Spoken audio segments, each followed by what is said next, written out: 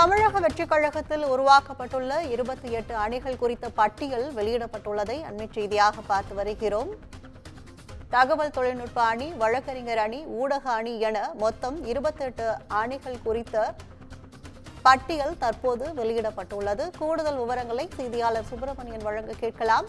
வணக்கம் சுப்பிரமணியன், இந்த அணிகள் குறித்த கூடுதல் விவரங்கள் என்ன? 2026 சட்டப்பேரவை தேர்தலை வெற்றி இலக்காக கொண்டு தமிழக அரசியலில் தீவிர செயல்பாட்டில் நடிகர் விஜய் ஈடுபட்டுக் கொண்டிருக்கிறார். தமிழக வெற்றி கழகத்துடைய கட்சி பணியில் தீவிரமாக ஈடுபட்டுக் கொண்டிருக்கிறார். இதற்காக பல்வேறு கட்ட ஆலோசனைகளை மேற்கொண்டு வருகிறார். தேர்தல் வியூக பணிகளில் தற்போது மும்முரமாக அவர் ஈடுபட்டுக் கொண்டிருக்கிறார்.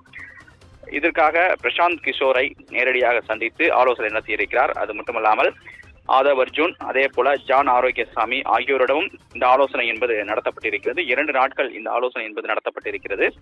இந்த நிலையில் தற்போது தமிழக வெற்றி கழகத்தில் 28 அணிகள் உருவாக்கப்பட இருப்பதாக தகவல்கள் வெளியாகி இருக்கிறது. ஒவ்வொரு பிரிவாக பிரிக்கப்பட்டிருப்பதாக தெரிய வந்திருக்கிறது.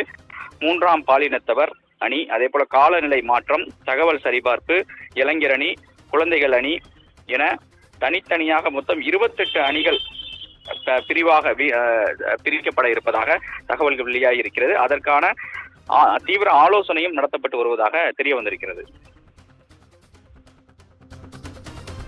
விவரங்களுக்கு நன்றி.